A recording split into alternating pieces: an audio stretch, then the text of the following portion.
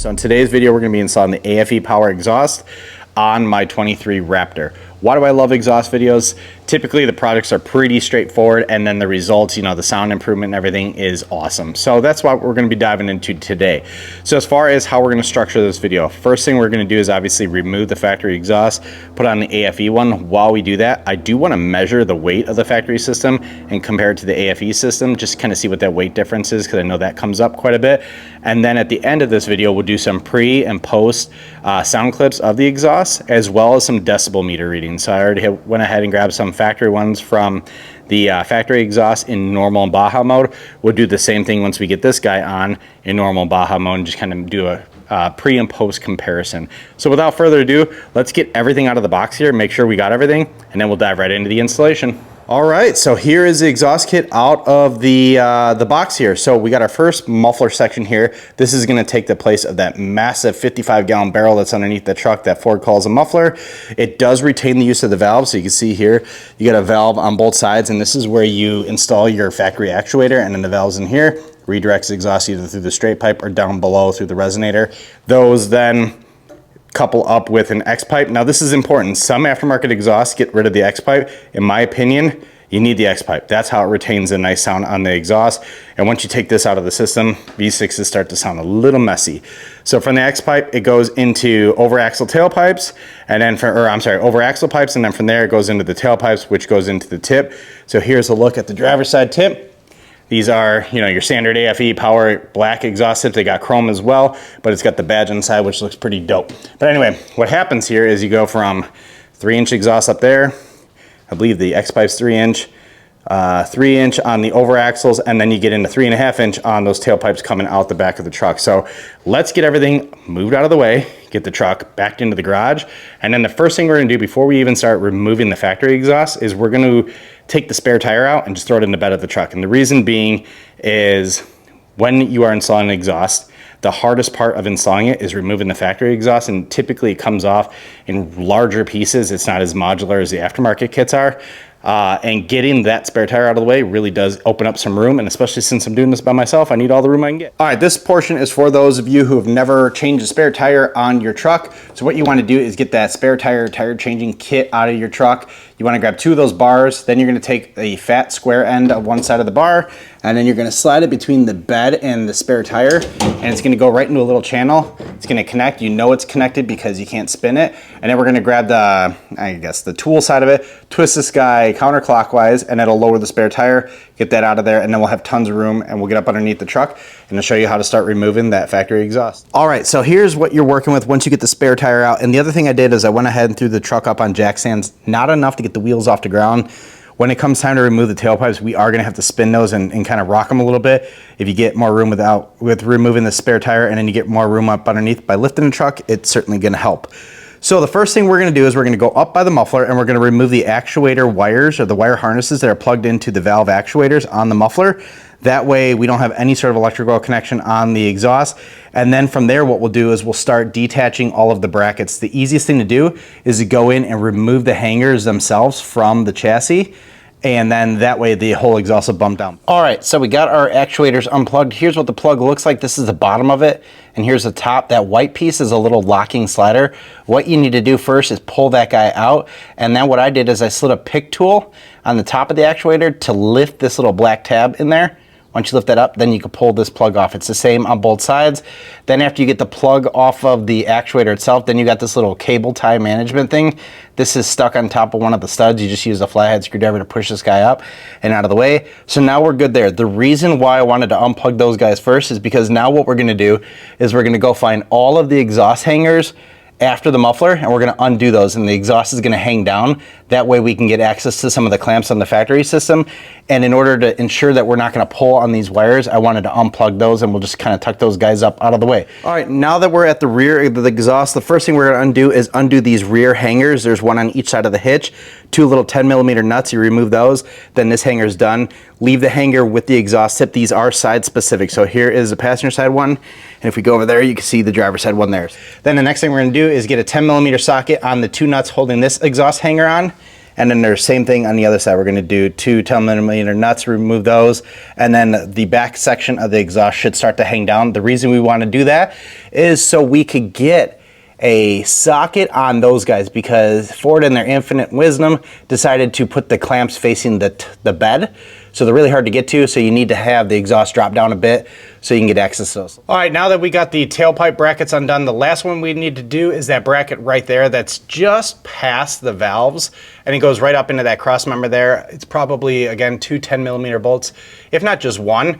But again, what that'll allow you to do is lower the whole exhaust so that we could then get access to these brackets up here. You can see it's pretty tight to get a deep well socket on there. We want to get that low enough so we can get the socket on there. This is probably one of the harder parts because, again, like I said, factory exhaust, they are generally in bigger and longer pieces. They're a little cumbersome, a little clunky, but once you get those out, installing the aftermarket system is super simple. All right, so we got that hanger off the front up there. It was literally just one bolt. So now what we can do is focus on these exhaust clamps. These are the tailpipe to muffler clamps. They are 15mm nuts on the top side of these brackets. There's one on each side. Again, we lowered the exhaust so we can get a deep well socket on there, and then we can really crank down on everything. But let's go ahead and get these clamps loosened up. There is like a little tab thing, I believe, on the top side. So you're gonna need to get a flathead screwdriver to bend that. That way you could get the tailpipes up. But once we free that up, I'll show you what it looks like once I get it out of the truck. But let's get this band clamp off, or I guess loosened up. Let's get some rubber gloves on, and then we can start trying to break the tailpipes free. Again, this is probably the hardest part. Everything else from here should be smooth sailing. So let's keep going. We got our tailpipes off. That was actually a lot easier. The passenger side put up a little bit of a fight, but because the driver's side is so much bigger, you get a lot of leverage, and it's really easy just to kind of take it, crank it to the side a little bit, and then it really pulls off. I did use Croil on the joint between the tailpipe and the muffler pipe, just to kind of break up some of that rust. But here's what I was talking about as far as the indexing. So there is a pin on the other side that this pipe slides onto to make sure that this is straight. That way it doesn't spin. What you need to do is take a flathead and bend this little clip up. That way it frees it off of that little peg that this pipe lines up with it, and you have them on both sides. Super easy. But once you get the pipe past that little peg thing on the other side of the pipe, then you can start spinning it until you can clear that little pin. You can't spin this, and really what that is like an indexing pin to make sure that when these tailpipes are installed on the muffler, that they're adjusted properly coming out the back. It's an assembly line thing. All right, so we are on the pipe in front of the muffler, right behind the trombone there. So that goofy looking twirly majigger thing, that is called the trombone. That's so we can get equal length exhaust on the dual exhaust here. But now what we need to do is undo this clamp on the driver's side, as well as this clamp on the passenger side, and then we could pull the muffler off. Since we already did the hanger on the back, all that's holding it on right now is those two clamps. So let's get 15mm socket on both sides, and then we'll be able to slide this big barrel off, and then let's measure the weight of everything, and then we can start reinstalling the aFe system. All right, so we got both clamps undone on the front section of the muffler. One thing I did want to point out here is, again, there's another one of those little clips here. This one is actually clipped around the indexing peg. So again, we're gonna need to get a flathead, bend this guy up so that we could pull the muffler straight back. The other thing that I did find while I was underneath here is there's another exhaust hanger. So it's right there. So we're gonna get a 10mm socket on those two nuts there to remove that. Again, that hanger is just gonna stay with the muffler for now. We will pull it off of the muffler once we get it out from underneath the truck, but for now it's just a lot easier just to remove the brackets from the truck and then just slide everything out as an assembly. All right, we got our big old muffler out of the truck. So when I loosen up those clamps on the front section of the muffler, the muffler front section's over here. Once I loosen up those clamps on the front section of the muffler, this bad boy did me the pleasure of falling out. It is heavy. Speaking of weight, the system itself, the factory system, weighs about 16 pounds heavier than the aFe system. So I weighed that a couple minutes ago. So we are seeing a little bit of weight savings going to the aftermarket kit. Now, the next thing we're gonna need to do is relocate the actuators from the factory muffler system over to the aFe system. You can see I already got one set up right here. The actuators themselves are installed inside these little metal basket things, and this is a 10mm stud. Once you remove the stud, pull the plastic actuator out of here. We don't need this little casing. So it's super simple to install these guys. Here is the actuator for this side. Essentially what you do is you're gonna line up this little pin with the one on the valve, and then you're gonna push it down until these pins all line up, and then you're gonna turn it clockwise until the top hole here aligns with here. So let me get the camera set up and I'll show you how to do this real quick. All right, so here is how you install the actuator itself. So you got our actuator right here, you got our peg here. This aligns with the valve itself, and this is what turns when the servo turns it to open and close the valve here. Then you got these 3 little alignment pins on the outside, and what these do is they pop in here, and this is how the actuator itself holds itself to the plate. And then what you're gonna do is you basically line up the valve with that. You're gonna line up these pins with the opening here, and then you're gonna turn it clockwise until the top mounting hole lines up with the top of the plate. Now I'm gonna try to do this on camera. It does require some monkeying around. So then once you line things up, you just take the actuator itself, twist it until the mounting hole on the top lines up with the one on the aFe system. And then we're gonna take the screw that comes in the kit, drop it in here, and just tighten this bad boy down, and then we're good to go. All right, so we got our muffler section stage ready to go on. They are side specific. One side has a hanger welded onto it, and actually the ends that connect to the factory pipe are different. So this is the female end, and then the male end is on the driver's side. So let's get up underneath. We could pop these guys on. After we get those on, then we can attach it to the Y pipe, then the over axle pipes, then tail pipes, and then we're good. But let's get these guys lined up. Let's get the X pipe on there. I'll show you what all was installed. Remember, on the passenger side one, you also have the hanger, so don't forget to remove that off of the factory system. And then again, it's just 2 10mm bolts that hold that bad boy onto the chassis. All right, so we went ahead and installed both muffler sections there. I did also install the X pipe. The reason you have to install the X pipe is because the driver's side muffler section doesn't have a hanger on it, but the X pipe does. So the X pipe just kind of holds everything together. The passenger side does have the hanger. It's further up there on the front of the truck, mounted to the inboard side of the chassis here. The one thing I will say is the actuators on the aFe mufflers are a little bit further forward. So what I'm gonna have to do is clip the zip ties that are holding the valve wires up onto the chassis so we can get a little extra length and I can make it to the actuator. It shouldn't be too big of an issue. But now the next thing I'm gonna do is just go ahead and install the rest of the pipes. Everything is going in nice and smoothly. The other thing I will say is on the driver's side pipe, you will reuse the factory clamp to connect the aFe muffler to the trombone. So it's just that butt connector. But yeah, like I said, next thing I'm gonna do is just go ahead and install the rest of the pipes. Last tip I will say is especially if you live in the salt belt like I do, definitely throw anti-seize on the threads on your band clamps. That way, if you ever need to remove them, you could do it down the road. But all right, so we got everything loosely into place. All the pipes are in except the tips. I might install those just to help with aligning everything on the rear bumper, but now that everything is loosely in place and all the band clamps are where I want them, when I put band clamps on exhaust systems, I try to make it so I could service them later on. I don't really care too much about hiding them. What I want them to be is accessible if I ever need to remove or adjust the exhaust system. So that's what I keep in mind. I've not plugged in the actuators just yet. I want to make sure everything's aligned first, but all the mounts are installed. What I did realize is it is easier to leave the mounts or leave the rubber hangers on the actual exhaust system and then bolt them into place. You can't put the pipes on and then try to slide them into the hangers if they're already installed. Tried that a few different ways, it just didn't work. So basically just install the exhaust pipe with the hanger already pre-installed on it. That way it's easier to get everything lined up. But I'm gonna keep monkeying around with things. This is where it takes a little bit. It's not hard work, it's just tedious, just making sure everything's lined up, everything's even, and everything has nice clearance. You do wanna make sure that you're clear of the panhard bar there, which I am. So then I'm gonna start tightening up everything, and then in a few minutes here, once I get the actuators plugged in, we can listen to this bad boy. All right, so as far as installing the aFe exhaust, I ran out of daylight, but really there's no science to it. Just put the pieces in where they go, follow the instructions, and everything pops in. Now the one thing I did want to point out is the cable lengths for your actuators. So because the valves sit closer to the front end of the vehicle, you may need some extra length on these cables. And the way you get that extra length is you find the clips that are holding this cable to the chassis in the rear there, and you unclip those, or basically prime out. You could clip the zip ties. I left the zip ties tied in. You can see there's one clip right there. But again, you just unpry those or pry those out from the chassis, and that'll give you the 2 or 3 extra inches of length that will allow you to reach the actuators with the wires where they're at. Let me get out from underneath here. We can listen to some before and after sound clips, and then we will close this one out.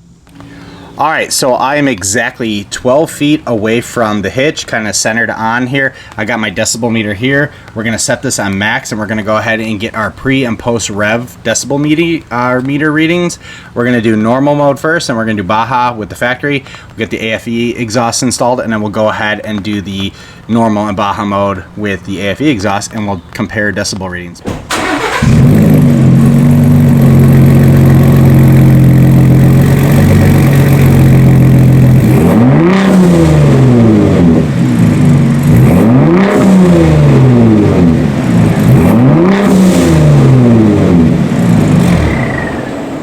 Alright, so the normal mode with the factory exhaust was 100 decibels. Let's go ahead and throw it in Baja mode and test this one out.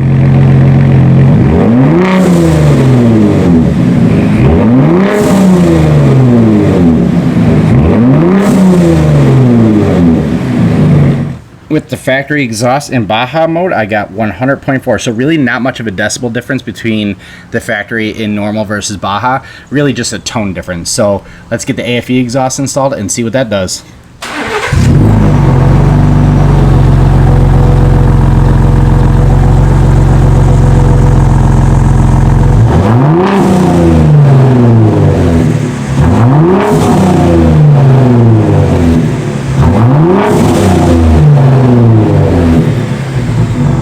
Alright, so normal mode with the aFe is 97.5, so the decibel level actually went down. So let's go ahead and test this now in Baja mode.